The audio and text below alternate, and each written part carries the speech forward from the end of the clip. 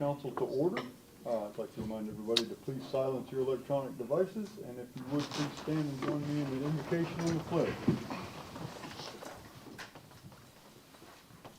Lord, we ask your blessings on our country during the election tomorrow. Grant us wisdom to not allow factions to tear our country apart by the exercise of the very freedoms that make us great in the first place. Help us to relearn how to disagree without hatred, to debate ideas without malice, and to work for the common good without selfish motives. Help us to deserve the sacrifices made by our ancestors and to leave this country even better for future generations than it was when we inherited it. Amen. Amen. I pledge allegiance To the flag of the United States of America and to the republic for which it stands, one nation, under God, indivisible, with liberty and justice for all. Thank you, everybody.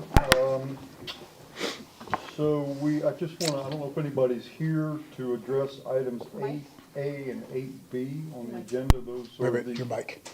Oh, I'm sorry, thank you. Here, I've been talking to nobody this whole time. So if you are here to address items 8A or 8B on the agenda, those are the rezoning petitions for the homes on Rainbow Drive. Those items are being pulled tonight at the request of the petitioner, and it's my understanding that they'll come back at some future date.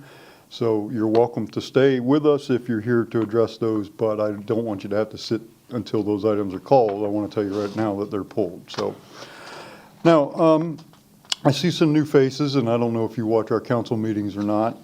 My hunch is probably not. But we have begun a tradition in light of our upcoming centennial that we begin our council meetings with an interesting historical or unique fact about Temple Terrace or our area.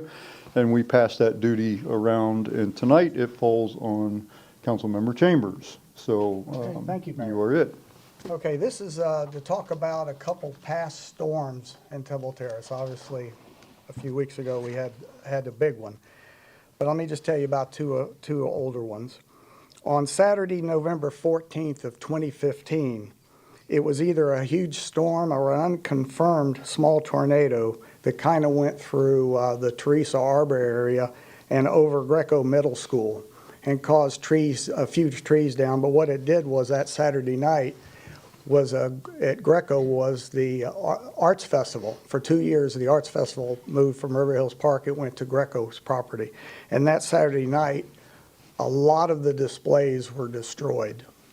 And it caused the artists and the city to cancel Sunday's day of the Art Festival. That's the only time in the 51-year history, well, 50 years, 51's this year, history that the Art Festival had a day missing due to weather. But there was some minor damage.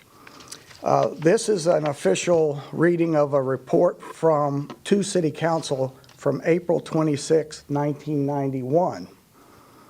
It says, yesterday at approximately 4 p.m., a tornado touched down approximately at Puritan and 50th Street, which is outside of our border, and traveled in a northeasterly direction through the River Hills Park area, dissipating in the vicinity of the north end of Florida College. Many of the hardest hit areas were along the river. No personal injury was reported. Relatively speaking, structural damage was limited. The hardest hit was Heritage Apartments, where at least 5 buildings had their roofs partially blown off. These units were evacuated for the evening. Sutton Hall at Florida College had cosmetic damage to the roof. However, the newly renovated basement had flooding through the window well areas, creating a safety hazard, and the building was also vacated for the night. River Hills Elementary School had a tree fall on one of its buildings. Various reports of minor damage to homes came from the area south of Bullard. Extensive tree damage occurred in the area south of Bullard, with River Hills Park the worst hit. Early estimates are between 200 and 300 trees were uprooted. Electricity was out throughout the night for half of the city. Police crews worked traffic patrols and all controlled intersections, and fire crews worked with TECO around the down power lines and assisted in evacuating Sutton Hall. Order was pretty much restored by 11 p.m. that night. So just a couple things comparing this tornado, which I think is the worst one we had in our city up until this time. Our Public Works Department estimates not 200 to 300 trees, but about 15,000 plus trees came down in our city. And most of us know power was out more than half a day here in our city. So there were this storm was by far the biggest we've done, but we've had some other storms. So that's my fact. Maybe not fun, but it's a fact. Thank you, Councilmember Chambers. So we have two presentations. The first one is from the Temple Terrace, concerning the Temple Terrace Arts Festival. And Temple Terrace Arts Council Vice President Sherry Donahue is here to explain. No stranger to this room. Welcome back. Good evening, Sherry Donahue. Does this give you flashbacks when you? Nice to be here.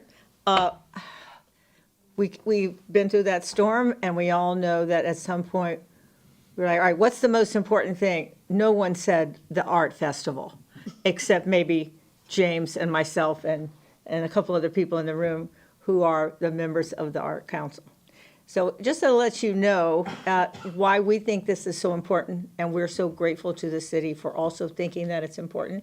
Thank you, City Manager, for giving me your assurance there.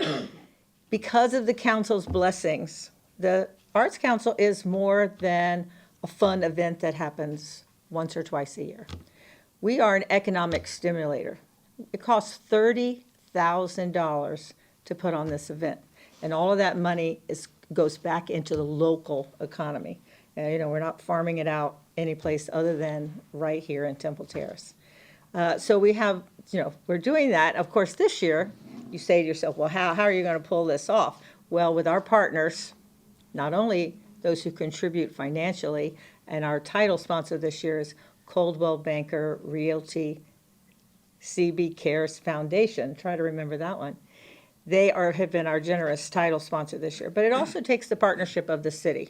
If it wasn't for the Parks and Recreation Department who jump in and work on this all year with us, and now this year, of course, Public Works and Streets, everybody had to get involved. And if you've driven down Woodmont Avenue a couple of weeks ago, you probably would have thought, well, they're not having it like we did the year we had to cancel. But everybody got on board, and they've taken care of it. It is changed, but it will go on.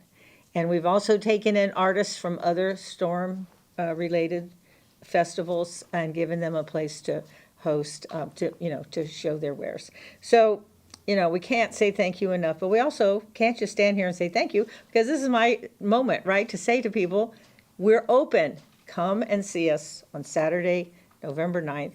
And if you forget on the 9th, then come on the 10th, because we'll be there all day as well, from 10 to 4 at Woodmont Park.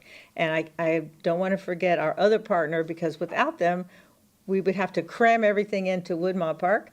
Thank you very much to the Temple Terrace Golf and Country Club for their gift of the fairway, which is, as you know, the majority of the real estate that we take up. So again, this is more than just a fun day. It's a signature event for our city, and it takes all of us. And there are so many people that it does take to put it on.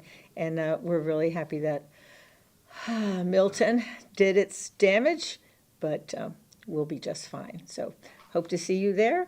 Come on out. Don't forget, we have food trucks, we have entertainment. We have, on Sunday, we have a Veterans Day ceremony. So, there'll be something for everybody and something in everyone's budget. So we'll hope to see you there. Thank you, Mrs. Donahue. Would you or Mr. Langfeld tell the public a little bit about the Veterans Celebration on Sunday morning, please? I don't, Please, whichever one of you. I defer to Mr. Langfeld, because they Okay. are the ones who did That's a a beautiful job a of putting it together. tremendous event that I'd like to invite people out to that as well. Good evening, Mayor, members of City Council. This year on Sunday, November 10th, the city will be hosting its annual recognition of our veterans at 11 a.m. at the Arts Festival. We have a great ceremony planned this year. Special thanks to the Police Department and the Fire Department for supplying their honor guards. USF is supplying some vocal talent to provide some music for the event, and we have a extremely dynamic and very interesting keynote speaker coming to talk this year. Mr. Daniel Stern, who heads up a group called Gray Bull Rescue, is coming to be our keynote speaker. He is a very, very dynamic and interesting man. He has a great story to tell, and I look forward to seeing the community out there to recognize all of the veterans around this area. Thank you, Mr. Langfield. I'd just like to reiterate to the public, if you're going to the Arts Festival Sunday morning, just please try to make your way to the stage for the ceremony at 11 o'clock. It only takes 10 or 15 minutes, and it's well worth your time. It's always has a very dynamic speaker, and if you could just take a few minutes out of shopping to come over there, that'd be appreciated. So, thank you both. Thank you. See you then. Let's see you there. And our next presentation is from the Centennial Celebration Committee, and we have our chair, Nancy Hudson, here to explain. Hello. Hey everyone, good evening. I have a little presentation here to kind of give you guys an update of where we are. So thank you again for the time. We have been continuing with our community involvement. This past September, we had a roundtable, President's Roundtable, where we had all the presidents from all the clubs come together so we could share all of the information and everything that we've been working on. And they also provided us with all of the events that they have coming for the coming year and which ones they intend to make part of the overall celebration. And I have a slide to share where we are, how far we are along with that as well. And then this November, we're going to have a special school-focused meeting where we talk to the leadership and the teachers and try to really involve the schools in Temple Terrace so that we make sure that they are all part of the celebration as well, either with a contest at the schools or some activities that they do, and just continue to work together with them. So that's still upcoming. I know this is super hard to read, and I'm sorry, but here's all of the activities we have scheduled. We are assuming that they will all want to be part of the celebration. These are the activities we have listed. They do need to fill out a form and be approved by the committee, sort of like we do for the 4th of July parade, just to be sure that they are appropriate for our overall celebration, and then they will be given the logo and so forth to use as part of their advertising for their event. Of course, we're working hard on our signature event, which we call River Jam, which will be on May 3rd, and it's from 10 to 6 p.m. It is at River Hills Park. It is a free overall community event. We will have some time on the stage for the mayor if you'd like to come, or city council, any special dignitaries or speeches that we might have. That will be a stage full of music all day. Different bands are coming, including a headliner towards the end of the afternoon. We also plan on having a big club row so that all of the clubs in Temple Terrace can have a place where they can do an activity or share a craft and let the community know more about what they do and if they want to join in membership. But cupcakes for everyone, big community event. This is our big party. And this is one of the things that we just wanted to share today. It is probably time to pass this off to the city. We're a small little committee of trying really hard, but this is the experts are in the city. And if we can have leisure services sort of own this event for us from here forward, we think that would be sort of a natural step. We are still working on our 5 murals that are going up in the city, and I'd really like to thank Corey Collins. She's been taking the lead on just sort of pulling all the pieces together for this. These are our 5 artists that we have selected. The stage that we're in right now is that they are doing their final designs, which they'll bring to the committee this month and next month for us to approve. Everything about the design and the final, we'll all get to put our input into it. And then those will be started in the city between January and May of next year. So by the time we have our May celebration, all of the murals will be completed. And as you see, one of them is a community event. So the artist will do the outlines, and then we'll be inviting all the community members to come and help us paint the mural all together as a community. We are still working on the historical timeline, and now we've gotten it down to 2 different versions. We will have a permanent version, so to speak, at the family complex, and that will be there throughout the year. Marissa Robinson is working hard on that. And then we're also going to have a traveling version that can go to any of the centennial events. It can go to the library, it can come here, any place that we feel is an appropriate event or that needs to have the timeline for the year of 2025, and that will also be ready by January. So next steps, we do have those forms so that the events can be approved for our centennial celebration. We also need some sponsors. We still need 3 more sponsors for the murals. 2 of them have been taken, but we still have 3 more to go, and we still need a title sponsor. So if I can share that with the community today, or any of you that may have a suggestion for us, we'd still love to try to find that. We'd love to put the title sponsor on the t-shirts that we're having made that have already been designed and are ready to go. And we'd love to get those printed by next month so that we can let people buy them for Christmas gifts. We have our meetings every Thursday, first Thursday of every month, so everyone's welcome to come and share ideas and participate. We'd love to have you. And we do have the house flags ready to be purchased. You can purchase those at the Recreation Center. They'll also be available at the Arts Festival and at the City booth and at the Centennial Information booth. So that is all I have. Are there any questions? Councilmember Fernandez? So I have a couple questions. For the various locations of art throughout the city, you said those would all be ready by the signature event. Correct. Is there some sort of plan for encouraging people to get to all the different places? Like, not a scavenger hunt per se, but Yeah, we've definitely talked about that. We've also talked about working with the pedestrian committee, one for the signature event, because there's a lot of parking there, but if we could make it a more walkable, bikeable situation and promote that, we think that that would be helpful. But we can definitely, we've talked about some sort of scavenger hunt historically as well, but also to make sure that people, we definitely feel like the murals are going to be drivers. They're going to be pretty spectacular, so people will want to go see them. We think people from outside the city will as well. so, and then, well, just to, on the scavenger hunt, at Greco, the PTA did put on, it was a bicycle scavenger hunt, but it had some historical clues in it. So we would be happy to share that information if you need anything along those lines. Great. Because I happen to have all of this stuff in my office. Okay. So anyway, Great, thank you. and then to coordinate with the clubs, how are you doing that? Like, how are you reaching out to the clubs to make sure that the coordination flows? So our committee represents a membership in pretty much every one of the clubs. So they have taken responsibility for the clubs that they're a part of for communicating that information. We also have the email list from the President's Roundtable, which will be our next step, is to make sure that we've emailed out that form and that they know they have to fill it out in order to be considered an official event. And then my last question is about the schools. So I know we have Temple Terrace Reads, that's in February this year, but, which is, pretty close proximity to this event. But are you planning to have the schools have any kind of participatory presence there? And if so, how are you coordinating that with them? So I'm sorry I don't have the list with me today, but the team has worked on a list of potential activities that the schools could actually do as part of their schools, like an essay, decorated door contest. There's a whole list, but we didn't feel it was our place to dictate that. So that's why we're bringing all the schools and leadership together in November. We want to share our list and get their ideas, pick a couple that we can then assist with as far as financially, whether it's a prize or if supplies are needed or whatever, so that each school will have some sort of activity. But we were really focused on what they were going to do in the schools.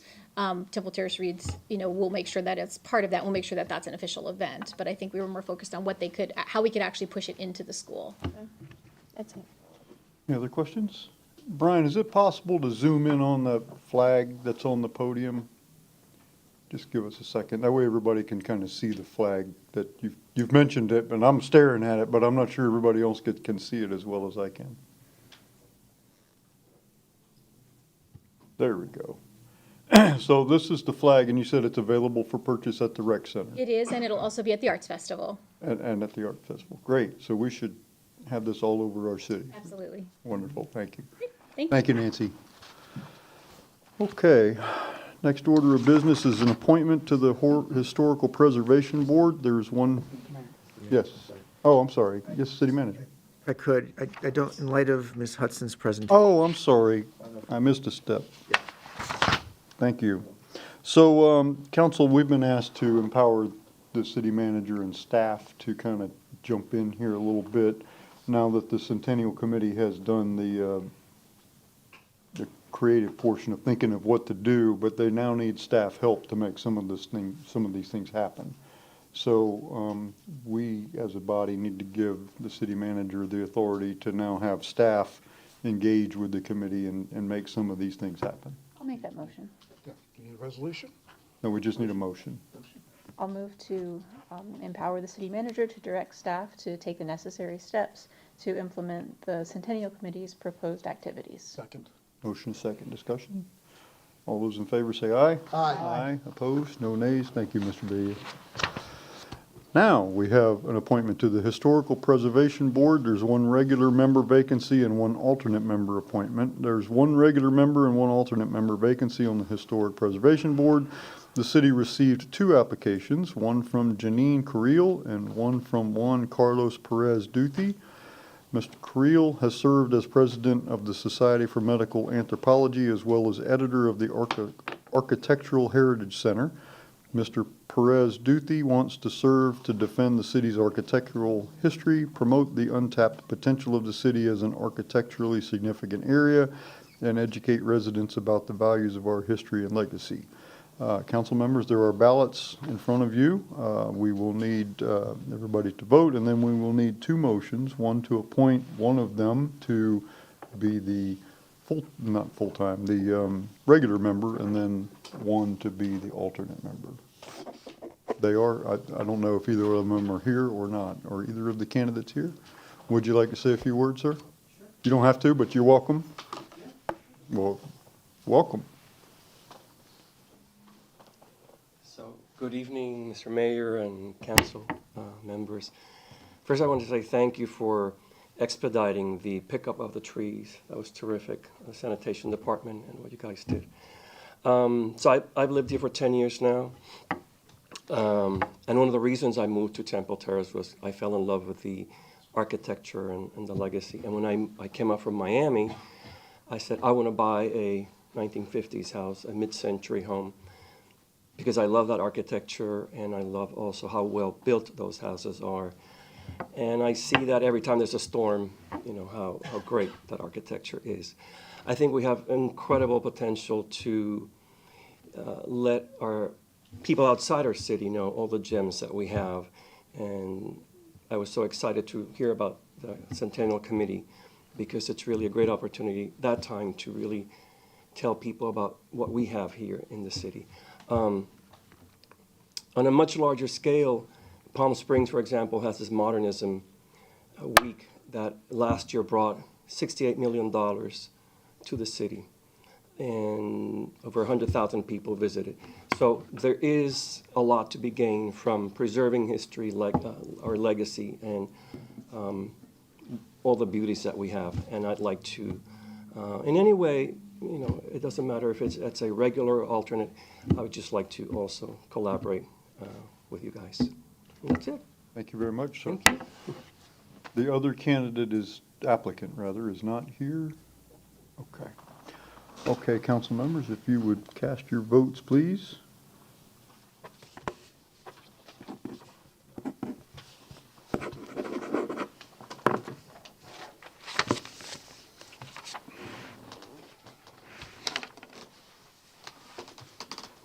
Now we need the Jeopardy music while she tabulates the votes. Hopefully this will go quicker tonight than it will tomorrow.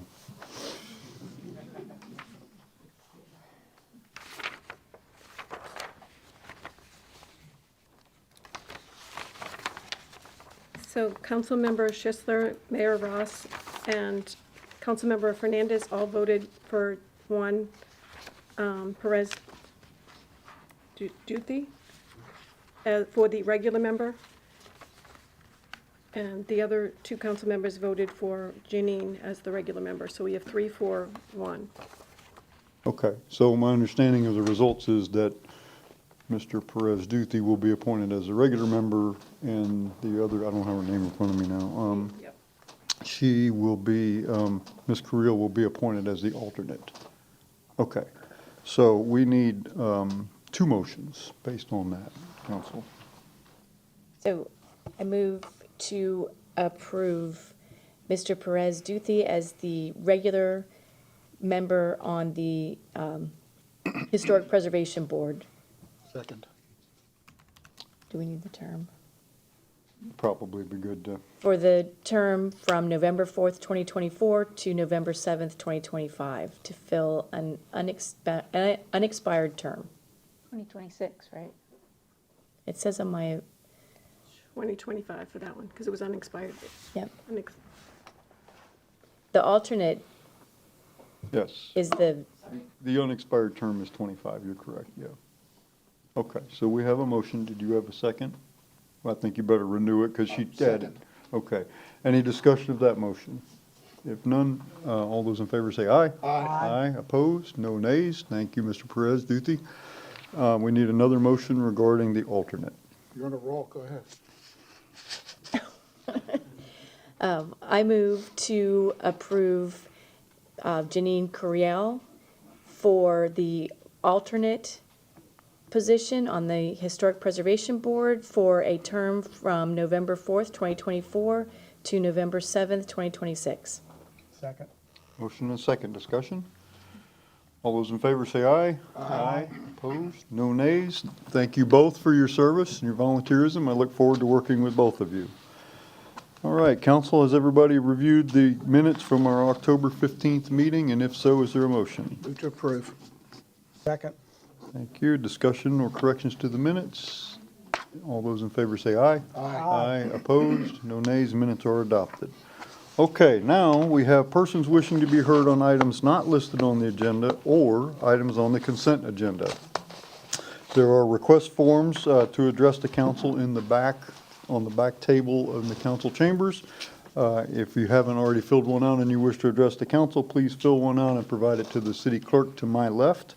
We do have a 30-minute time limit for the public comment section of our meeting. If it goes over that, we resume it at the end of our meeting so that we can get through our agenda.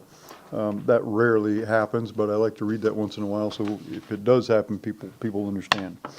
There's a 3-minute time limit imposed on all members of the public. We do ask that speakers come from the podium and state their name and city of residence.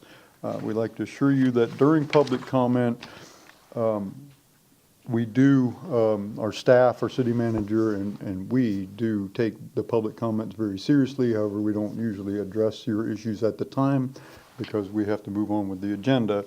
We do have council business, new business portion of the agenda later on. It's quite possible that your issues may be brought up under new business later on, or typically our staff will contact you directly, assuming that you've given us your contact information to follow up with you about your concerns. So I don't want you to think when we move on after the public comment that that's it and you just wasted your time coming here. There is a follow-up to this, but it doesn't always occur right now. Okay? So our first speaker is Mr. Kerry Keenan. Good evening, Mr. Keenan. Yes, sir. Kerry Keenan, here in Temple Terrace. I live in Ballara Drive, 7804 Ballara Drive. It's in the Rolling Terrace subdivision down off of Temple Terrace Highway. Several of my neighbors are here. Also, a lot of us, our homes were flooded by the storm a few weeks ago. And Mayor Ross, you helped me fill sandbags. And I remember and I appreciate that very much. The sandbags didn't do the job, but I was very impressed. And again, to the council members, thank you for letting us speak and ask for some help. I have lived there 18 years, over 18 years, and we've not been flooded. None of our homes have been flooded. And the two times that the water came up and through several of our yards onto Ballara Drive on the north side of our homes, or north side of the retention pond there on 78th and Temple Terrace Highway, there was 2 hurricanes. But there was pump failure, I believe. Check with your engineering and your public works folks. It was pump failure both times. And this time it did a lot of damage to our homes. And I'm just asking if we could look into this, investigate it thoroughly, and find a solution to this. Again, it completely went through our yards and into Ballara. I was knee deep, and I got a pretty high knee, knee deep in water as we waded out of our house. I have a special needs daughter. And my son lives in the same subdivision. He came over after the storm calmed some, and we walked out. But please, we're here to ask. for a solution. We don't want to go through this again. We all are out of our homes right now. And my time's up. Oh, no, that's the yellow light. Again, Mayor and City Council, you guys have, it's been wonderful to be here in Temple Terrace. And we don't want to leave. We want to stay. But this problem has to be, the solution has to be discovered for this. One last thing. There was, in the first week of September, a flash flood, a terrible storm. We were out of town. We were in Kentucky, but the babysitter for our special needs child called and said the water's coming up on Bellara. You know, she didn't think she could pull her car out from our driveway. None of this was happening before the new subdivision there west of 78th Street. And I don't know, your engineers will know. Are there drainage coming into the same line that used to be ours into the river? Do they have priority now over our subdivision? Right. As the water, I don't know. I'm just asking, and again, whatever, I'm up, but Yeah, whatever help you all can be, we would absolutely appreciate it very much. Fair enough, and we do have some answers and some questions too, so we will, but thank you, Mr. Keenan. Thank you very Thank you. much for hearing us. James Casey. Good evening, Mr. Casey. Evening. Good evening, everybody, and thank you for the time. Longtime resident in this house at 7813 Bellara Drive since October of 1985. This is my 39th year. We had close to the situation that Milton gave us, flooding our houses. Got to be 10 years ago, maybe longer. I don't remember the storm name, but we had it pretty well on the streets. The pump didn't work in the detention pond. That had to be a warning to the city, and now we have a flood. And we're in some terrible situations. Most of us do not have flood insurance. So it's either FEMA and out of our pocket. I would like the city to consider some type of help, financial help, if it's possible. This seems to be a problem with Temple Terrace. In August 7, 2023, an article discussed a problem where it speaks about by unanimous vote at the August 1st, 2023 City Council meeting, plans have been approved to get the stormwater lift station back in optimal working condition. This is on 127th Avenue. Troy Tinch, the Director of Utilities for the city, presented 4 alternatives to the city and recommended 2 of them, which would essentially put a new pump package to get the system back to its previous standards. So there was a problem that was going on there too, like we had. This was avoidable, not unavoidable, avoidable. So please dig into this. This is a big problem for maybe 10 homes. 39 years. And here, this October was my 39th year, and we have a flood. So whatever you can do would be greatly appreciated. Oh, one thing not related to this, on the Arts Festival, the Sunday tribute to the veterans, many of us go to church on Sunday. And having the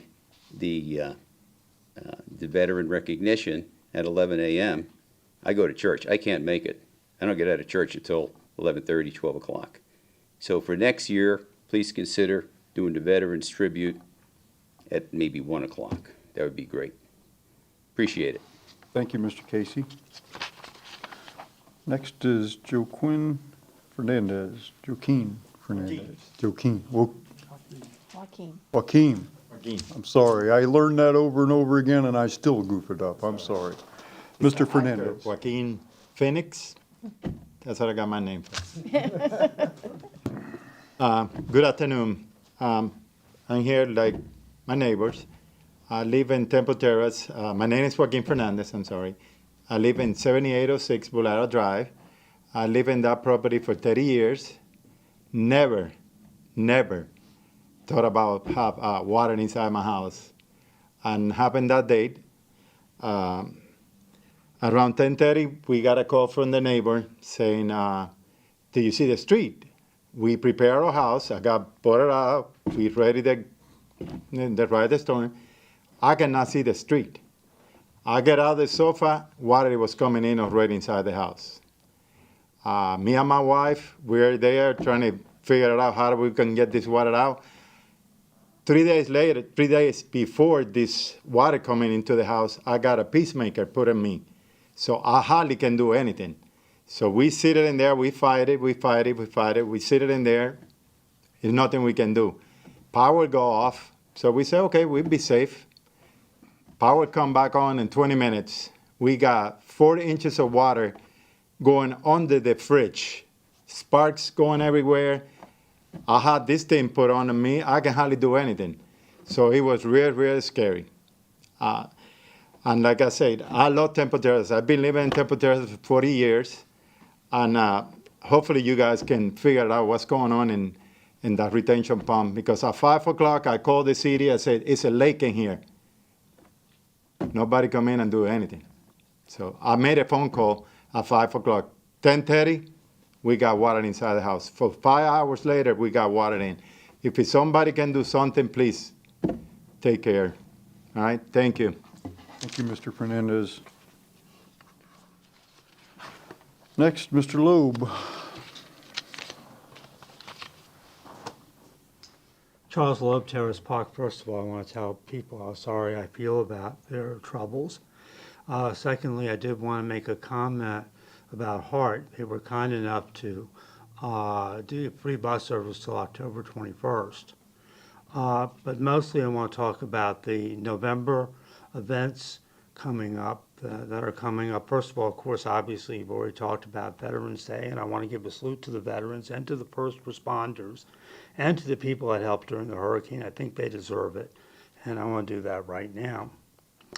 Of course, among the meetings that will be there on the 12th will be our Riders Club at 2 o'clock. So we're going to have our Riders Club meeting over there, which we have regularly on the second and fourth Mondays. Secondly, I do want to mention as a reminder, which I hope is still going to go on, that the National League of Cities later that week was originally scheduled to be going on.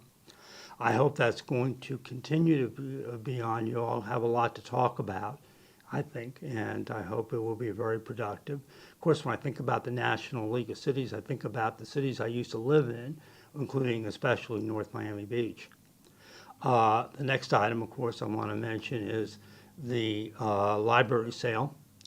Again, it's coming around on November 21st, 22nd, and 23rd.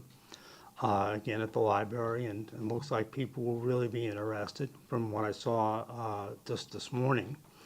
And we always have a very good selection, and we had a good sale in July. Hopefully we'll have another good one in this coming month. And finally, I do want to make one other reminder, and that is about the TICO bills coming up in November. TICO does charge, for those people who don't know, TICO does charge by the day for a service charge, not just for the electric, rather than by the month. If we don't get service for the day, I think we shouldn't pay for service for the day. And I do intend, like Mayor Ross said on the 15th, to express my opinion in very great detail when I get my bill. But people do have to express for themselves, so they will get attention. So we'll get attention in the future. Hopefully it will do better service with TICO as far as I am concerned anyway. And keep in mind too that the power charges daily service is going to be up. Their plan is to put it up substantially next year and then even further in 26 and 27. So it is important that people with residential housing be prepared and really go after and let them know that if they don't give you service on the day they shouldn't expect you to pay for it. Thank you. Thank you, Mr. Loeb. And our final speaker that has signed up so far is Mr. Matt Qualls. And Mr. Qualls, thank you for trading places so the other gentleman could speak. Thank you for doing that. Thank you for your service. Thank you for listening to us. My name is Matt Qualls. I live at 7811 Belair Drive in Rolling Terrace. My wife and I have lived there for 24 years, longer than we've lived in any other home.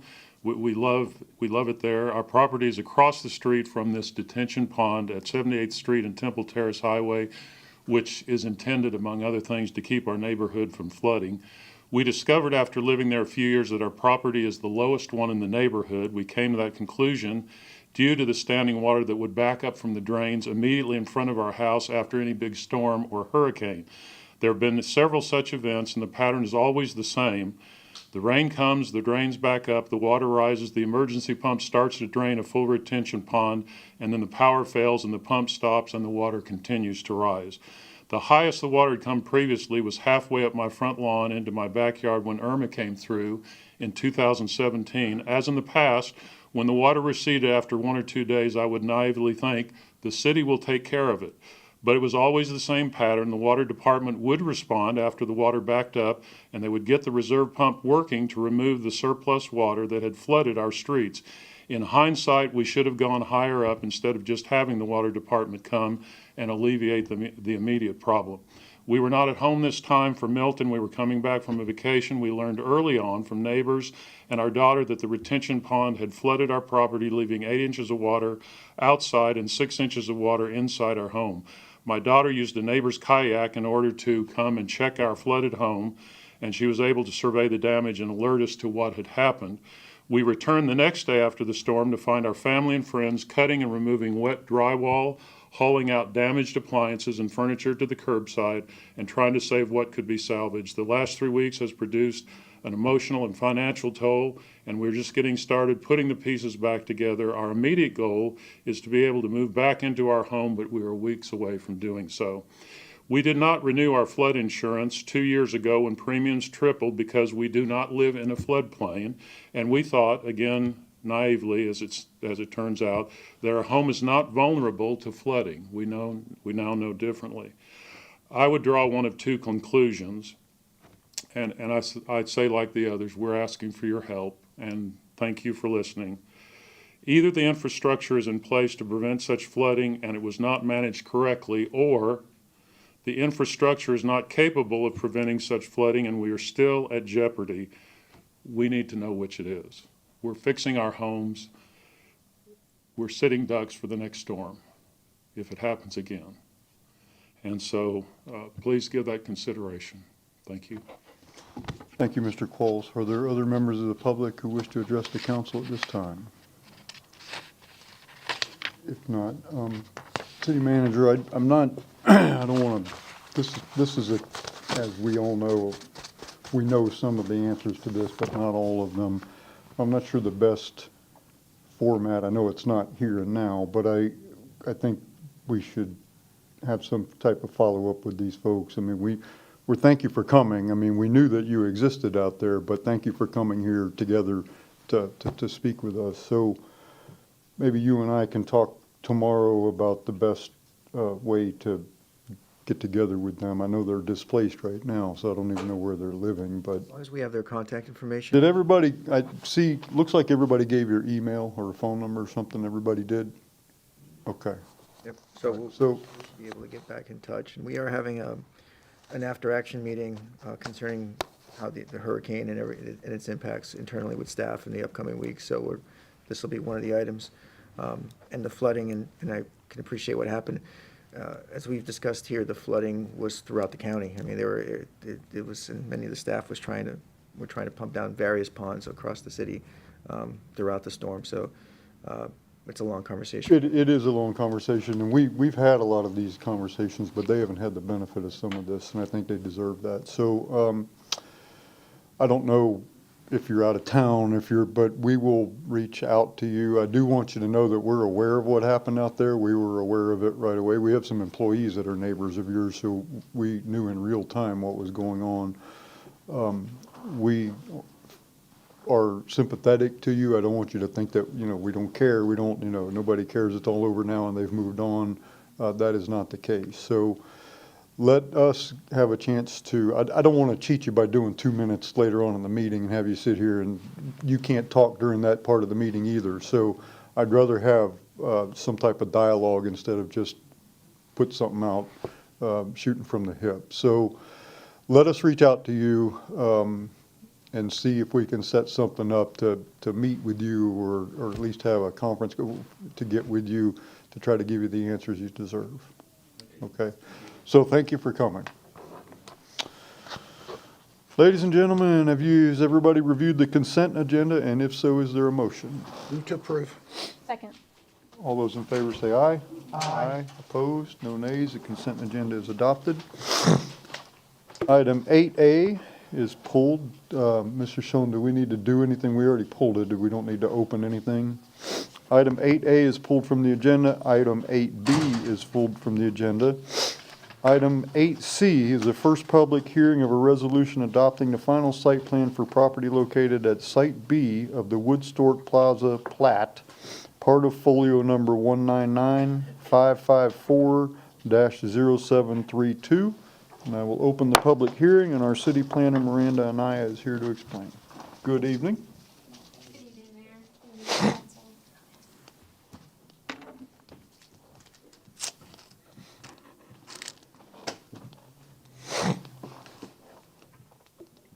This is the first public hearing, first reading of SPR 2403.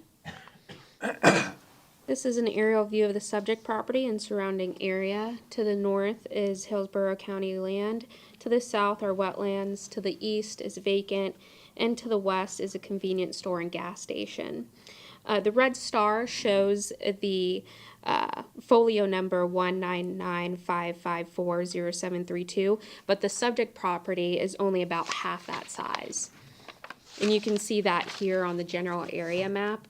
It will be subdivided into 2 lots, as shown in the plan development master plan. The proposed acreage for the subject property is 1.01 acres, and the applicant is requesting a car wash establishment. A brief background about the property. The property is in Telecom Park, which is part of a Development of Regional Impact, DRI, and is subject to the Master Plan and Development Order. In addition, there was a plan development approved for this particular part of Telecom in 2017, and that's what you see here on the screen is the master plan.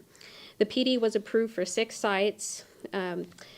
Site A, which is the convenience store, approved up to 7,500 square feet, and sites A through F were approved up to 21,500 square feet, consisting of office, medical office, restaurant, and general retail uses. The subject property is Site B on the master plan. A total of 11 conditions were approved during that rezoning phase. In 2018, condition number 2 was modified to include automobile washing services as an approved use. Here's the site plan for the car wash. DRC has no issues with the site plan. The LDC doesn't have parking standards for a car wash or a similarly related use, so the applicant submitted a parking analysis, and they based that off of the car washes that the buyer owns. They took a couple and did an analysis based off of those. Staff has no objection to the parking proposal of 2 parking spaces and 21 self-service stations.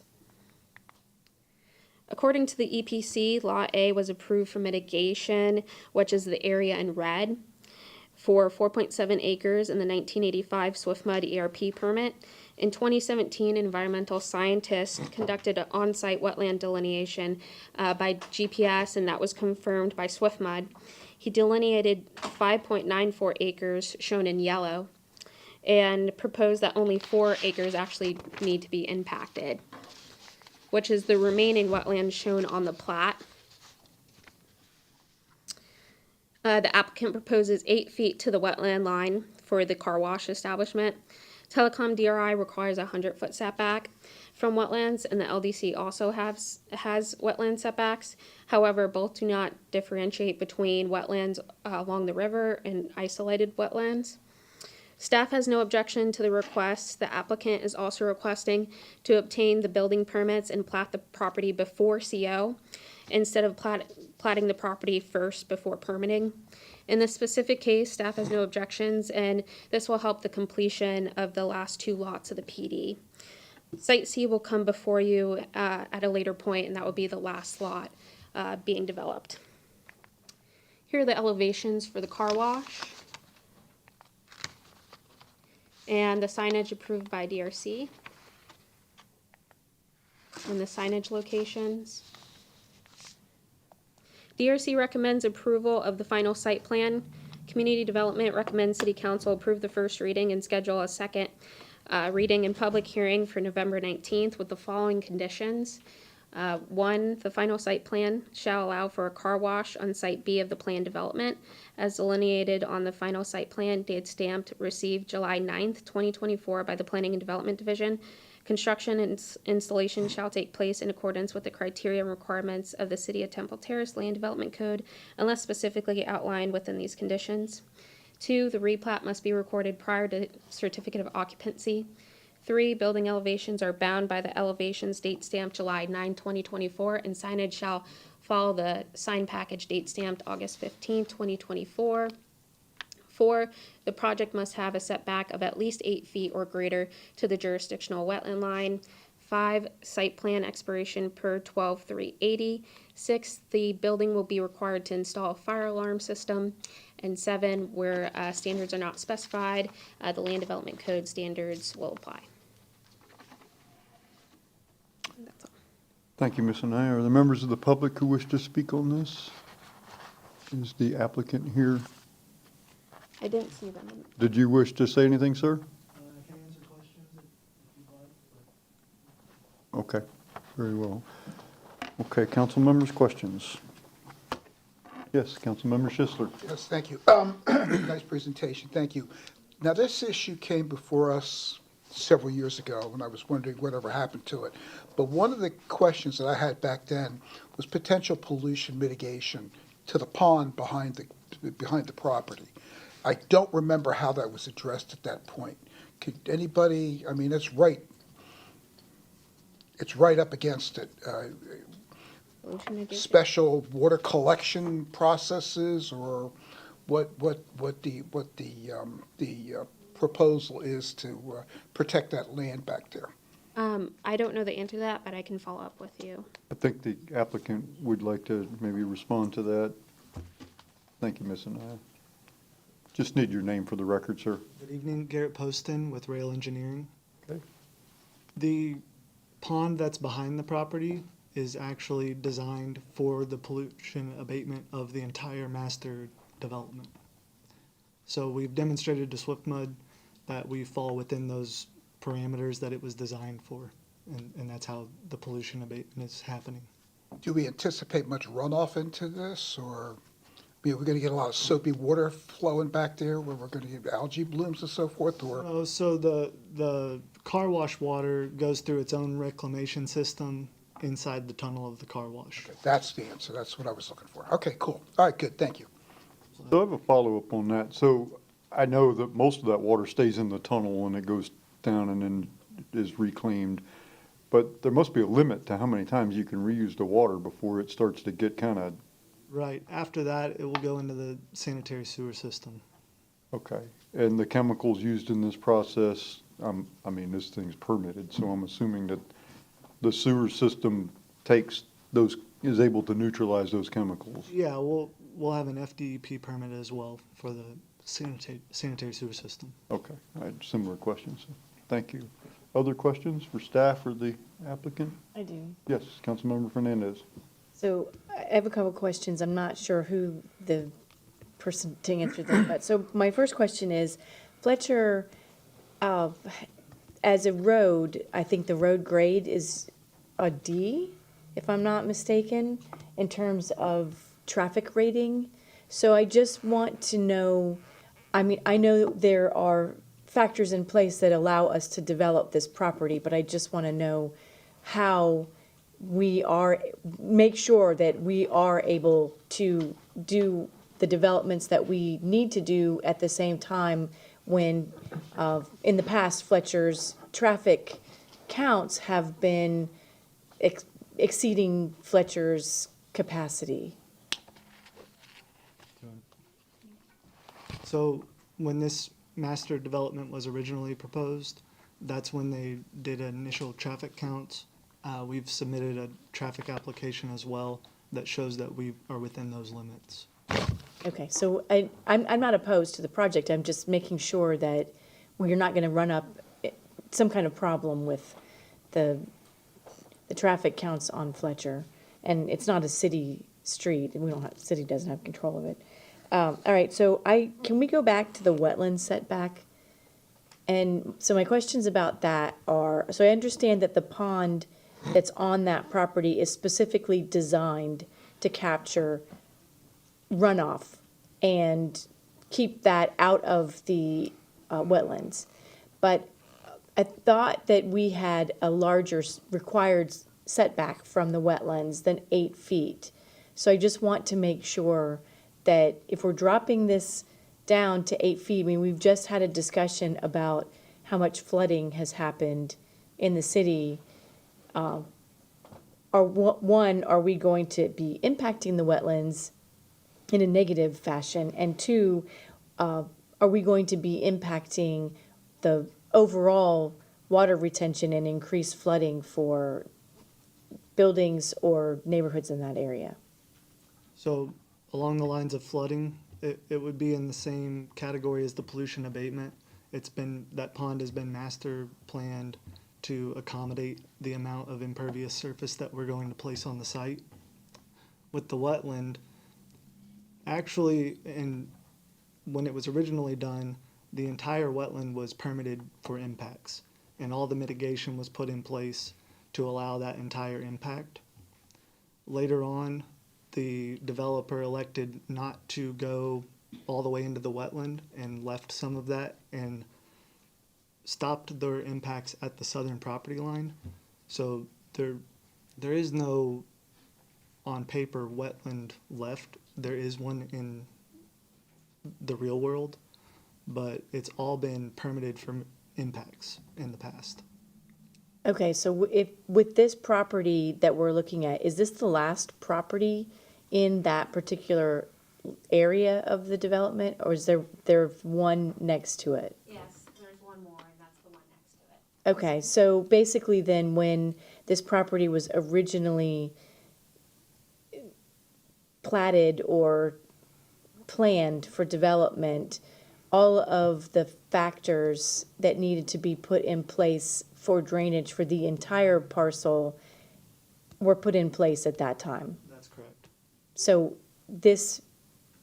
no individual build has to put additional remediation or drainage capacity. That's correct. You would have to demonstrate that you are within the available capacity of the existing pond. Okay. That's all I have. Okay, other questions, council members?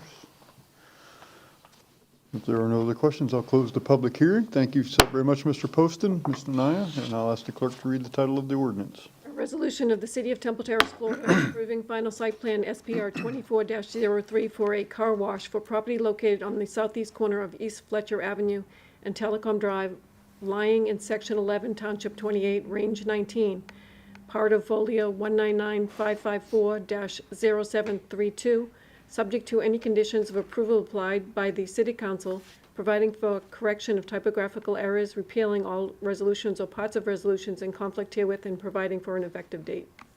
Good, thank you, Madam Clerk. Is there a motion? Move to approve on first public hearing, resolution adopting final site plan for property located at Site B of the Woodstock Plaza plat, portfolio number 199554-0732. Second. And if you could add to that it's subject to the conditions as set forth by staff. Subject to conditions as set forth by staff. Second. Very good. Thank you, Mr. Schoen. So we have a motion and a second. Discussion of the motion. If not, all those in favor say aye. Aye. Aye. Opposed? No nays. The resolution is adopted and will appear for second public hearing on November 19th, 2024. Thank you, Mr. Poston. Thank you, Mr. Nye. Next is a second public hearing of a resolution adopting the final site plan for property located at 8702 Overlook Drive. I'll open the public hearing, and our planner, city planner Malik Hall is here to explain. Good evening. Good evening.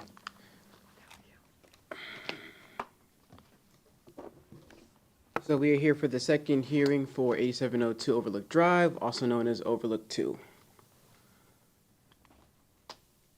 The property is a little under half an acre.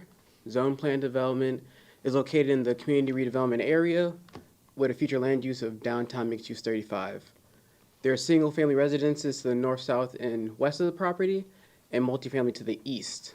The property to the east is Overlook 1. That was their first project in this area. They're proposing 4 buildings with 2 units per building to equal 8 townhomes. DRC supports approval with a few conditions. The plans for the plan development are the ones submitted October 4th, 2024, date stamped. The proposed waiver for the approval would be to waive item 2 of section 12-1055. That's for a visibility triangle that's interior to the property. The visibility triangle is obstructed by the building. However, there's no visibility issues within the right-of-way. It's just an interior landscaping triangle. But because of the actual regulations within the CRA, they can build that close to the lot line. So it's just a matter of a conflicting that needs to be corrected via waiver. Then the actual elevations are bound by the elevations estimated for Ordinance 1565, which was the rezoning for this property. The plating process is held to the regulations of the Land Development Code, and the city engineer must approve stormwater pond and conveyance systems prior to issuance of building permits. Site plan expiration is held to the Land Development Code in section 12-380, and where standards are not specified, the city code will apply. Any questions? Thank you, Mr. Hall. Are there members of the public who wish to comment on this item? Is the applicant present? Are you guys here for, would you like to say anything, sir? Or? Okay, thank you, sir. Council members, are there questions? Councilmember Fernandez. So my question is about drainage. And I'm asking because I know that every project that is approved to be built in the city has to have a drainage plan. And I know that there's some concern that residents have expressed that new development is the cause of some drainage issues that they experience. So I just wanted to see if you could actually explain the calculation process and that the building part of this process is making sure that this development has adequate drainage so as not to impact other locations. This question would probably be better suited for the applicant if they have any. Thank you so much. That's one of the conditions of approval. Yeah. It's not, It's one of the conditions of approval. this question isn't necessarily for me to be able to approve it. This is so that we can just have this in a public format so that people can see the process. Michael Leaks, 8725 Twin Lakes Boulevard, Florida.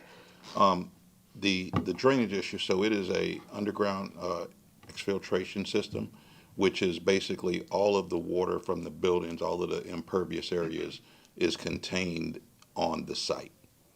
So it does not exit to the system, only if that system, which is like the 500-year event, should overflow, it's designed for that.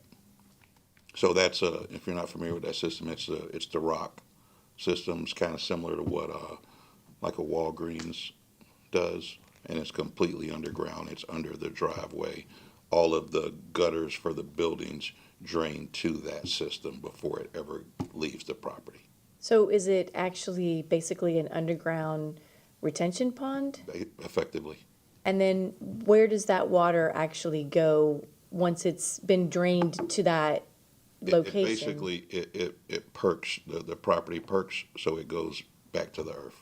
So it just drops back into the aquifer? Yes. Mm-hmm. Okay. Again, it's not for me to say, I know it's part of the approval process. I just wanted to make sure people understand that as the process of approving any development in the city, the drainage and the capacity and the process of handling the rainfall, et cetera, is part of the approval process, so that's it. We've done several of these, and those systems are kind of expansive, that the water never leaves the site. Thank you. All right, any others? Thank you, sir. Council members, are there other questions? Thank you. Okay, if not, I'll close the public hearing and ask the clerk to read the title of the resolution. A resolution of the City of Temple Terrace, Florida, approving site plan review application 24-06 for .404 acres of real property within the downtown community redevelopment area located approximately 1,140 feet south of the intersection of Overlook Drive and Bush Boulevard with an address of 8702 Overlook Drive, folio number 201-600-0000, to allow for a new multifamily residential development in a planned development zoning district, providing an effective date. Thank you, Madam Clerk. Is there a motion? I move to approve a resolution adopting the final site plan for property located at 8702 Overlook Drive upon second public hearing and reading. Subject to conditions, please. Subject to conditions outlined by staff. Thank you. Second. Motion and a second. Discussion of the motion. All those in favor say aye. Aye. Aye. Opposed? No nays. Resolution is adopted. Thank you, gentlemen.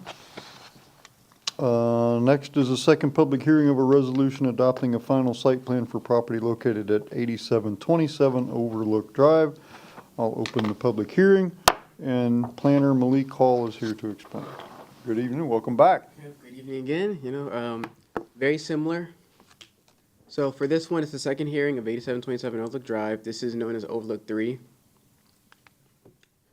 So this property is a little bit over half an acre, and its zone plan development is located in community redevelopment area, and is just north of Overlook 2.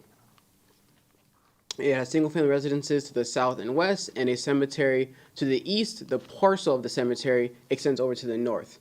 So what it is as far as the lot for the whole cemetery is to the north and east of the property, but the cemetery itself is to the east.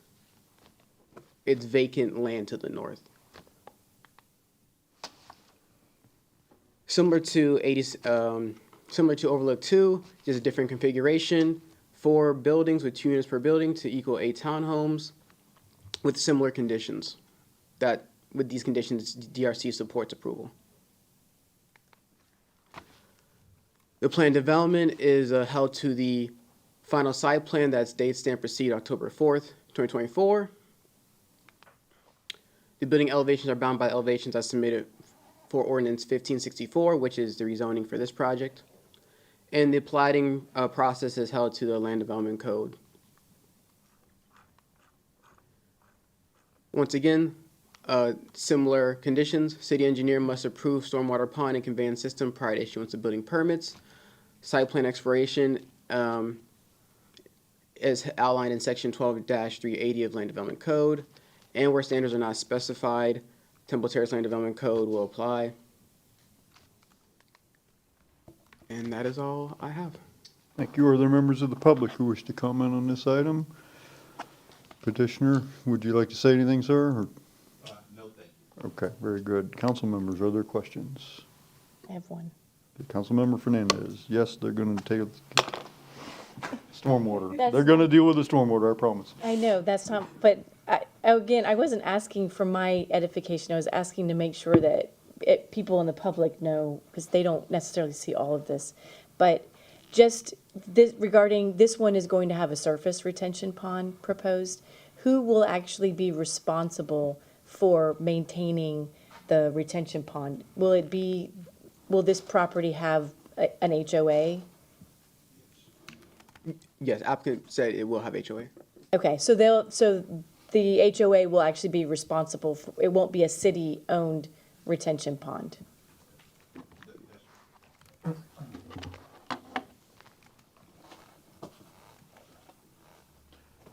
That's correct. It will be owned by, it would be the common area of the HOA, so that it's fee simple. The plat will be fee simple, and that'll be considered a common area that the HOA will maintain. Thank you. Thank you. Other questions, council members? Okay. If not, I will close the public hearing and ask the clerk to read the title of the resolution. A resolution of the City of Temple Terrace, Florida, approving the site plan review application 24-07 for .545 acres of real property within the downtown community redevelopment area, located approximately 540 feet south of the intersection of Overlook Drive and Bush Boulevard, with an address of 8727 Overlook Drive, folio numbers 201-594-0000 and 201-593-0000, to allow for a single-family residential townhome development in a planned development zoning district, providing an effective date. Thank you, Madam Clerk. Is there a motion to approve the resolution subject to staff's recommended conditions? Move to approve subject to, excuse me, move to approve resolution for adopting final site plan for a property located at 8727 Overlook Drive, subject to the stated conditions. Second. Motion second. Discussion of the motion? All those in favor say aye. Aye. Aye. Opposed? No nays. Resolution is adopted. Thank you very much, sir. Thank you, staff. Appreciate it. Good job tonight. Is there any carryover council business from previous meetings? Anything, council? I don't have anything. New business or board reports? Talked about the Arts Festival. Arts Festival, Trot Through the Terrace. Trot Through the Terrace is coming up. You want to talk to, tell, Trot Through the Terrace will be held on Saturday, the 9th, River Hills Park, meandering through the streets of Temple Terrace south of Bullard Parkway. Due to the flooding, we've canceled we've abbreviated the 10K, which used to go go north of Bullard, and it'll be twice through the 5K due to the potential flooding with the tunnels, with the water table so high. There's signs all over town. It's run.com. So anybody who's interested, please do it. It's a fundraiser for Terrace Community Middle School, and this will be the 12th year that it's been run. So I invite everybody to attend. Good. Thank you, council member. And one comment about the Art Festival. Sure.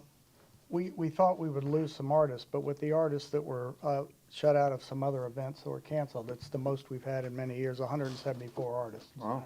And crafters, so it's much bigger than last year. That's terrific. And again, thank you, city and all the staff for making Woodmont Avenue and all that usable for us. Good, thank you. Any other new business or board reports? Okay. City manager. Thank you, Mr. Mayor, members of council. In your backup this evening, you have the status report for the persons to be heard request that the mayor alluded to earlier. This is for the fourth quarter of fiscal year '24. If you have any questions on anything in that report, I'm happy to answer those now. Council?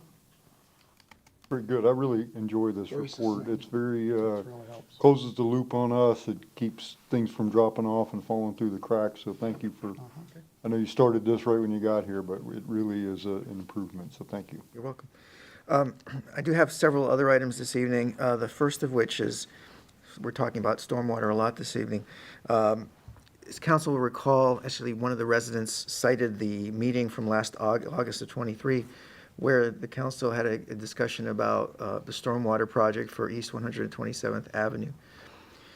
At the time in that report, you would have seen one of the options that we had looked at was potentially acquiring some of the properties in order to raise the properties and build a retention pond, because that is the low point of the neighborhood.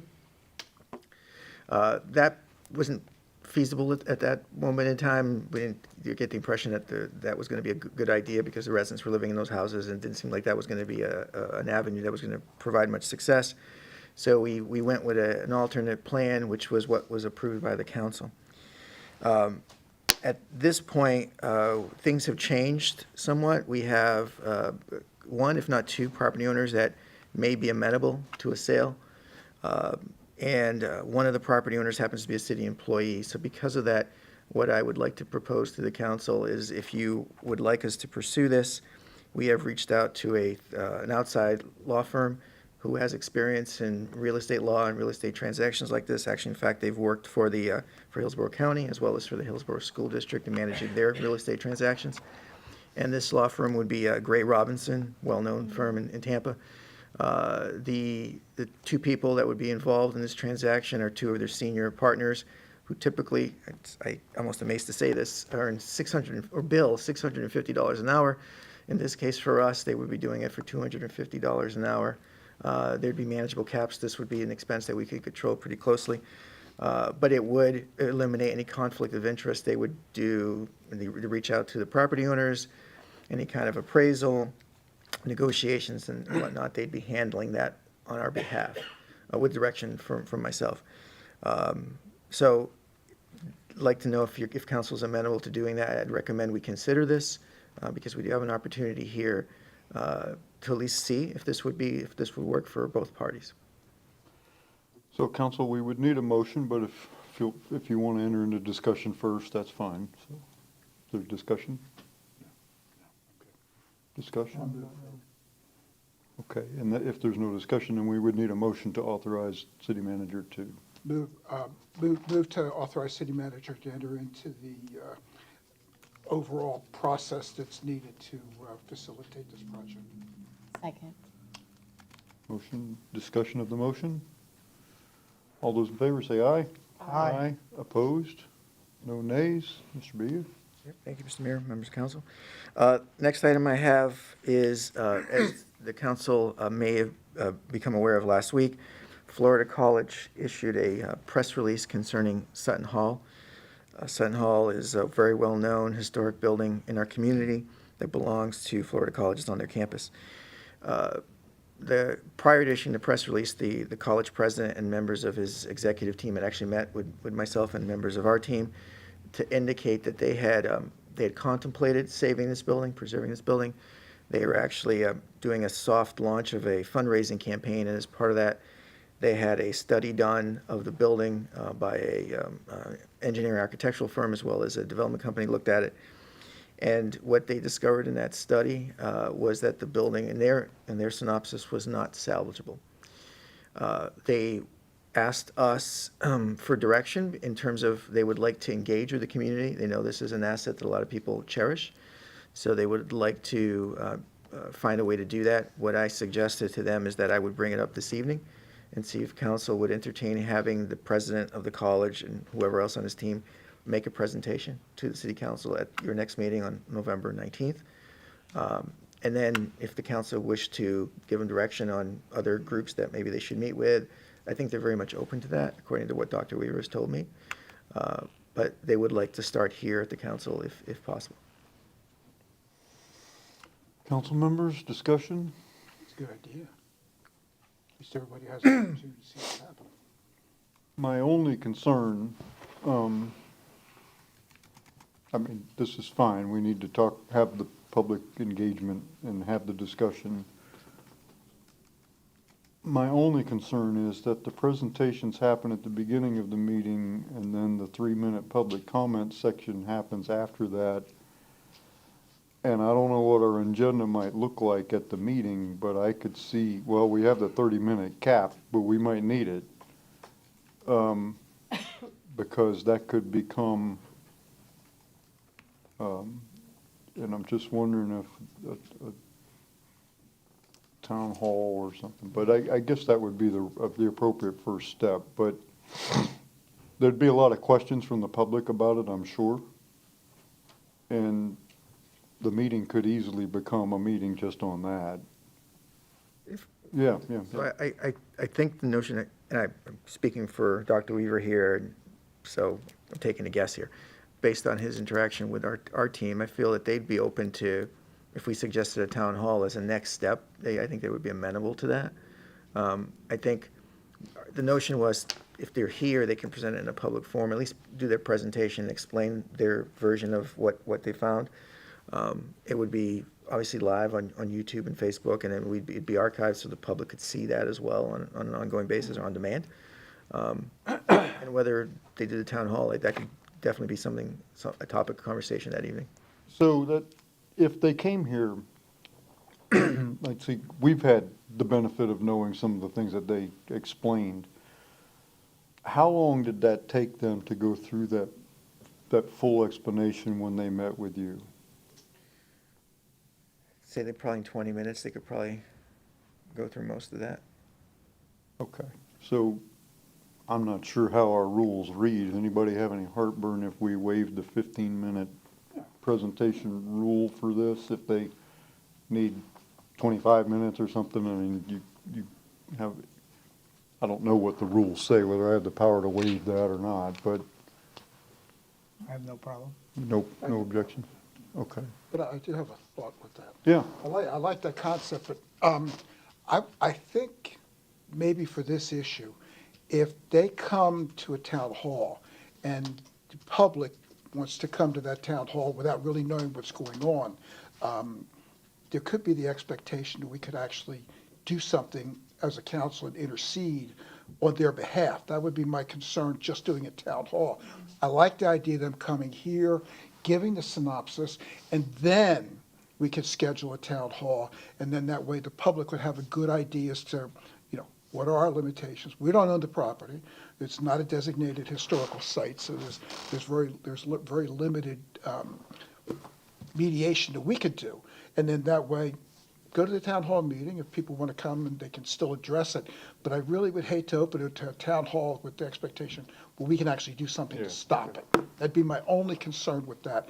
Presentation here, and then have the town hall be communicated well within the city, because the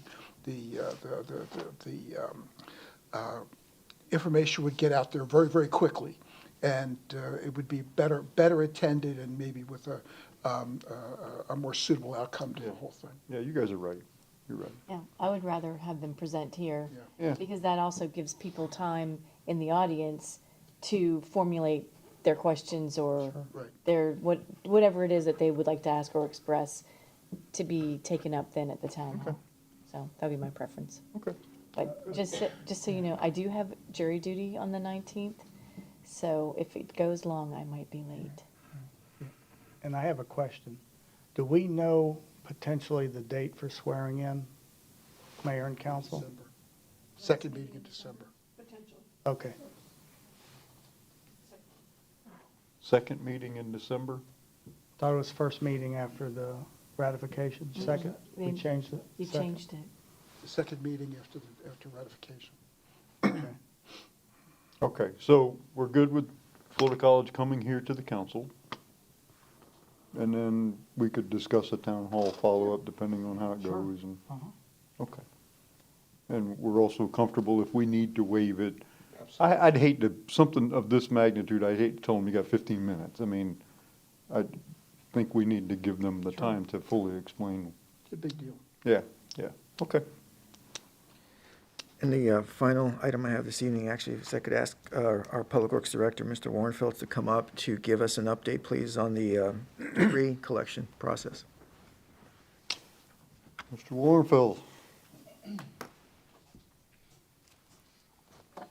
Mayor? How are you? I'm well. How are you? Good. Hanging in there? Yes, sir. Good. How are your folks? How are your troops? They're good. Everybody's doing well? Couple weekends of rest here, a little bit. They're doing well. Good. So, Mayor, City Council, thank you. Jason Warnfeld, your Public Works Director. To elaborate a little bit on the 15,000 tree number, 15,000 is a best guess that we're looking at for fallen or lost trees, significantly damaged or damaged pending removal. This is anywhere from inch-round recently planted to grand trees, the significant ones. So 15,000, downgraded from the initial 18 to 20,000 I originally thought, but some of them have viability once we start trimming through them. We started trimming a few trees last week, Thursday, Friday, and they look good under there. We just got to trim out some of the damage. So debris. So we're on day 20. Today was day 22 of the debris collection. We are just shy of 80,000 cubic yards of debris collected. There's a couple. The photos. Do you have the photos? So I had the drone fly over the site today, the Harney Road site. A couple photos here for the council just to view.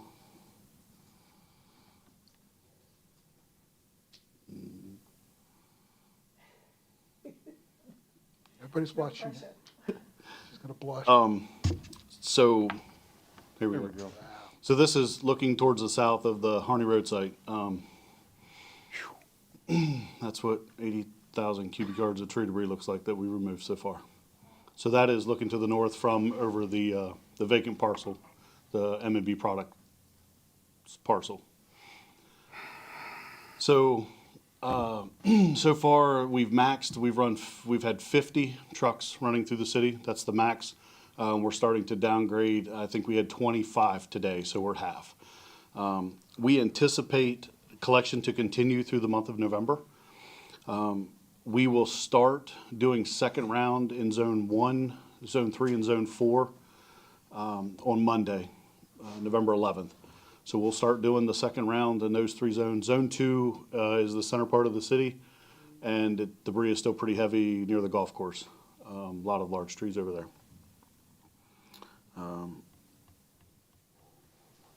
They averaged, in the 22 days with 80,000, they averaged about 3,300 cubic yards a day. So it's a little slow in the beginning. We still had a lot of trees to remove from roadways to get it to where it's manageable, and some of it's still not manageable, but the crews are working on that. So that is the debris update at this point. So, and I'll get the numbers to marketing to do an update, a public update as far as where we're at. Might include that photograph. Yes. Yeah. That's probably not a bad idea to put that out to, questions for Mr. Warrenfells? Yes, Yes. Councilmember Fernandez. So we've been focusing on the tree debris, but what about the other debris from like the soaked carpet or things that got damaged that aren't trees? So there's an added step for that material. The city engineer and I are working on soil testing. We have to do a pre and a post for our sites to do soil testing. So soil testing request was sent out last week. I don't have the results back yet, but as soon as I get those, then we'll start the trucks to do the household items, the construction, the debris items. We don't anticipate more than 10 to 15 loads, probably, I'm gonna say maybe 5 to 10,000 cubic feet of that type of debris. So that's a very small portion of it. The vegetative is the largest, and we opted to move that first. So will this, the non-vegetative debris, will that go to the same location that you're staging all the tree debris? It will not. Because of the urgency to move the tree debris, that's the Harney Road site, and then we opened a second site on Temple Terrace Highway with some work with the Florida College folks. Neither one of those sites were able to be tested prior to. We are testing a site on 113th Street. We've worked with the school district to get permission to use that site. As soon as we can get the testing done, then we'll haul the debris there. And as I said, it's a small amount compared to the vegetative debris. So we expect it to go in, be processed, and be turned right around and disposed of. That material has to be taken to a landfill. It cannot be taken to the incinerator, just because if there's any molds or contaminants in that, they do not want to put that in the air. So it will be buried.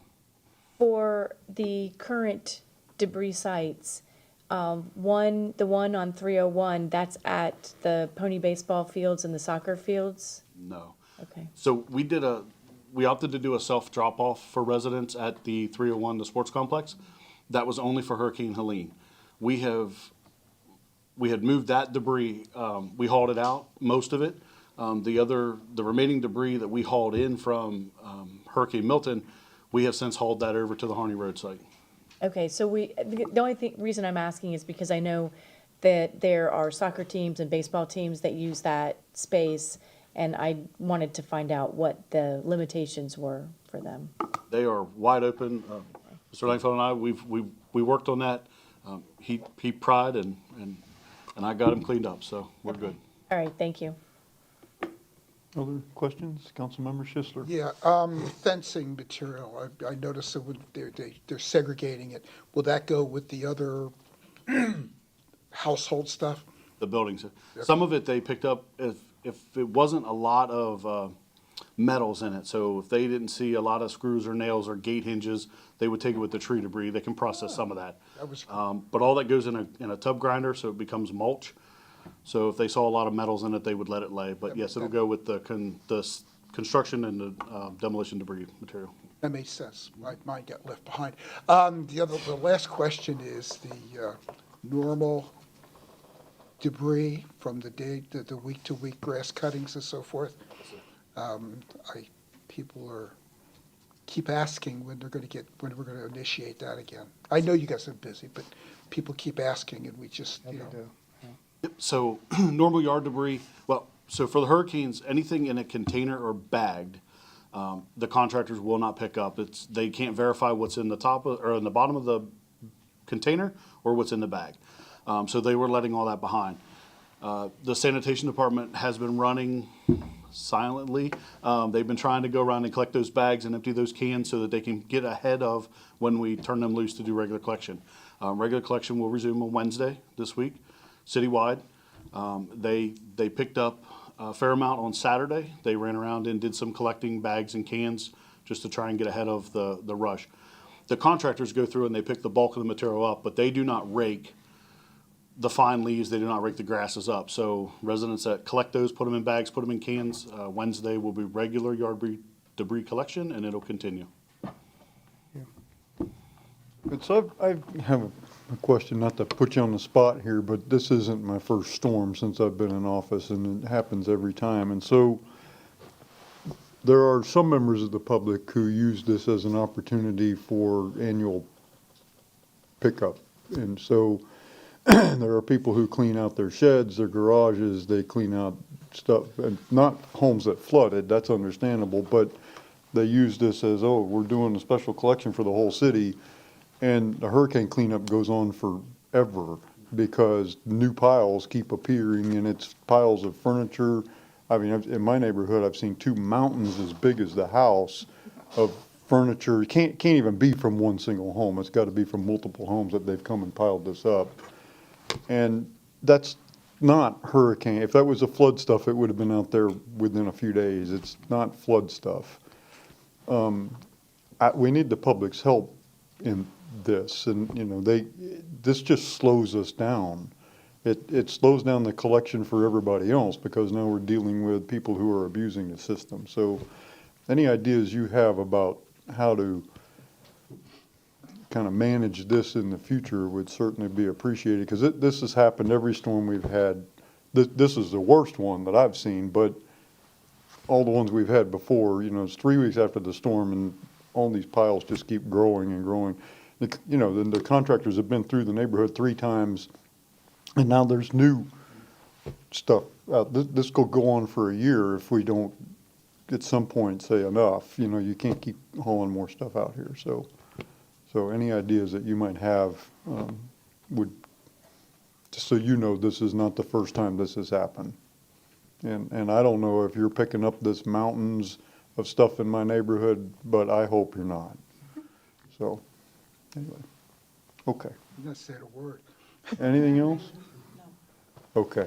Thank you, Mr. Warren. Thank you very much for everything that you and your staff, I don't know if that filters down to everybody, but your employees are amazing. You're not the only ones, but they're amazing.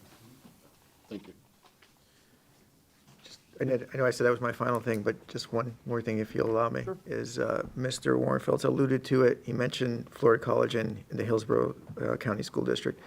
I want to make sure that it's on the record. I want to thank them very, very much because they came to our aid a couple of weeks ago. Mr. Warrenfeld was already predicting we're going to have 120,000 cubic yards of debris, and we cannot fit it all at the Harney Road site.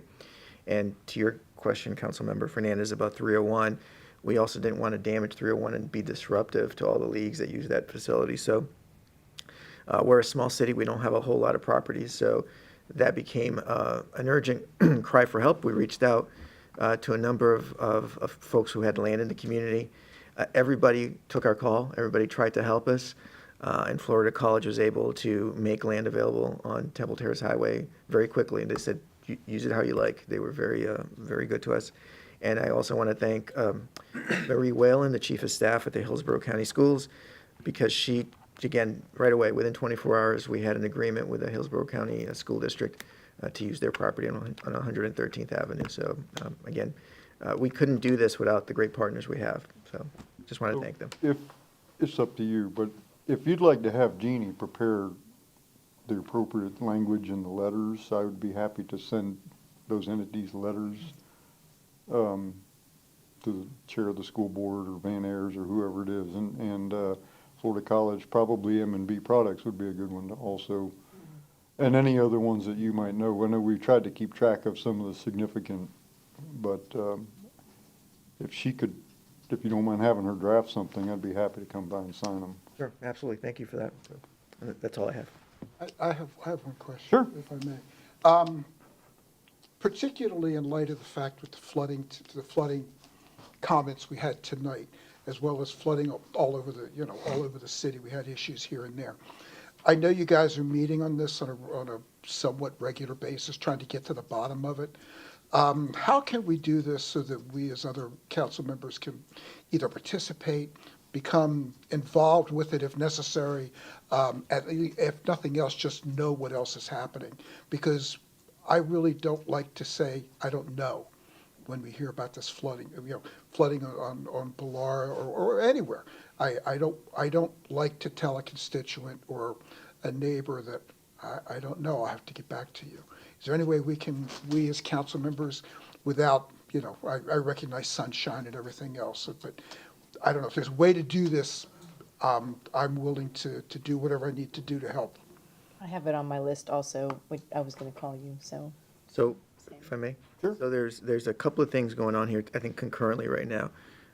The flooding issue was a regional issue. I'm sure there were, as the gentleman mentioned, there's been a slight history here with that property there, but it was so widespread throughout the county that the Hillsborough County Commission has authorized the study, and they're going to include Temple Terrace along with the other two cities as well as the unincorporated parts of the county to look at root causes of stormwater and stormwater, flooding and those matters, and then hopefully look at some solutions, because we were pumping water and water was coming back, and everybody's going through that. Despite the fact we had unfortunate instances here with homes having suffered water damage, if you look at University Park on the other side of the University Mall, that area, they had 3 or 4 feet of water. I mean, people were, all over the place kayaking and whatnot. So we are not able to look at this issue, I think, in my opinion. You can't look at it in just like a microscope. It's not just a Temple Terrace thing. And if we look at one pond at Temple Terrace, they're all connected. All these ponds are connected. The river has a big part to play in this as well. So there will be that study that we're learning more in communication with the county administrator's office to figure out how that will develop. And we will, however that develops, I will keep the council informed as to what comes from that and how it's going. The other part, as I mentioned, was the after-action meeting we're going to have with our team. We'll be looking at the flooding issues that we know about, like might be more historical issues or our experience here. As I mentioned, the staff was going around and trying to keep all the pumps going, and we had generators at some, and we had to keep pumping those generators, keep the fuel going and whatnot. So we'll have a synopsis of at least what happened, and we can have some recommendations. So we'll share those with City Council also. And then if we have any sort of program going forward that comes out of that, for example, if there are capital improvements down the road that we need to suggest, obviously we're going to have to come through council for those, and so we'll be proposing things. We may be proposing things to you related to that. They may be things we want to address in this current budget, or they may be things we put in the 26 budget, and we talk about those during the budget prep and the budget workshops. And if there's, like I said, if there's other means that you'd like to pursue in terms of getting involved, just give me a call directly, and we'll have those conversations. And if we can find common ground, we'll figure something out. Will do. Thank you. You're welcome. And to that, also not to prolong the discussion, but it occurs to me that sometimes things move so fast that we don't always, so at the same time that the county voted to commission the study that Carlos was talking about, there's been some discussion of who would be included in that, and I've been working very hard to try to encourage, particularly Tampa, to participate fully in that study, which may mean that the county expects them to pay for a portion of it, but I think this is a bigger problem. You can't isolate water. Water doesn't know where one city starts and another one ends. I also had a conversation with DOT. They have a piece of this, and they have some concerns that I didn't even think about concerning some of the system that's on their properties and outfalls. As we know, we got a lot of water from Pasco that we normally don't get via Cypress Creek, which comes into the river below the bypass canal, so it's not regulated. There's a lot to talk about here. There's the silt levels on the bottom of the river. How deep is the silt? Is that a factor in the capacity of the river? There's a lot of and I've also been talking with Jay Collins, Senator Collins, about this, who wants to kind of do a regional hot wash of these things. So there's a lot of things going on right now. The legislature, the president of the Senate is going to devote I think the whole session is going to be about hurricane and resiliency. I think everything else, I don't think they're going to talk about anything else at the next session. So there's a lot going on. But yes, your point's well taken. City Attorney, I have nothing to report. nothing to report. Directors, you guys all right? You recovering? Your staff doing okay? Is there anything the council needs to do for your staff? Let us know. Okay. If there's nothing else, we will be adjourned.